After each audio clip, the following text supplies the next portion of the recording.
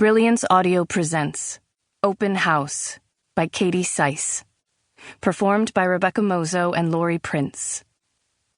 Emma McCullough stared down at Susie's dead body. She tapped her gloved fingertips against Susie's cold, white-blue skin. Tap, tap, tap. 1, 2, 3. The tapping was a compulsion Haley had developed to cope with the waves of sadness and obsessive thoughts about her sister, Emma. Haley mostly tapped her right index finger against her left hand and counted.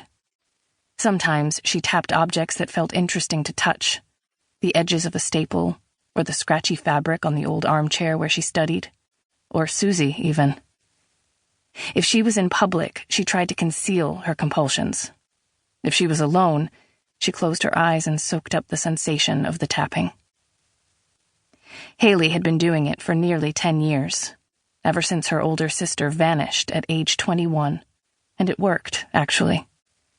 Every time fury swelled inside her, the tapping calmed her body until she could function again. Fury was the most succinct word to describe it, but it wasn't only anger, it was a surge of regret, despair, and so many other things she didn't dare name, followed by a quickening of her heart and a thick swirl of blood in her ears. It was where her body went every time she thought of Emma. That morning, as Haley tapped Susie's shoulder, tap, tap, tap, 1, 2, 3. Her mind went to the clavicle and scapula that lay beneath. She tried not to think about the things the young woman had done when she was alive, but she couldn't always help it. Had Susie used this shoulder to pitch a ball?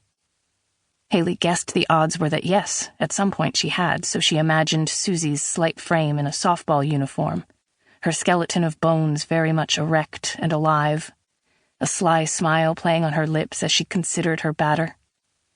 Would she be wearing lipstick? No. Haley's mind quickly canceled that out.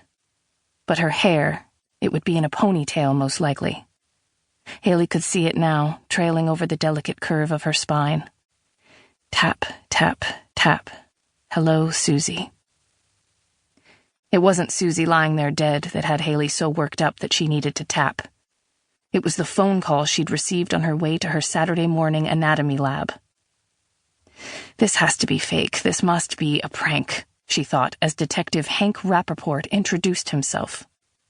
After assuring her there hadn't been any kind of emergency, he'd asked in a raspy voice, "Could you come down to the station later this afternoon, Miss McCullough?" "Of course," she told him, because that was the only appropriate response to a question like that. And ever since his call, she'd only been able to think of Emma, her body like a live wire as she wondered why a detective was calling her in. Susie's toes were painted, and she was pretty, too. Maybe it was wrong to notice her cadaver's looks, but Haley felt Susie was different. Special, even. And not just because of how much she reminded Haley of her disappeared sister, but because Susie and Haley were both in their mid-20s and each had small tattoos on their ankles. Haley sensed they'd be friends if Susie were alive, but maybe that was taking it too far. She was just so on edge lately. People had warned Haley medical school would do this to her.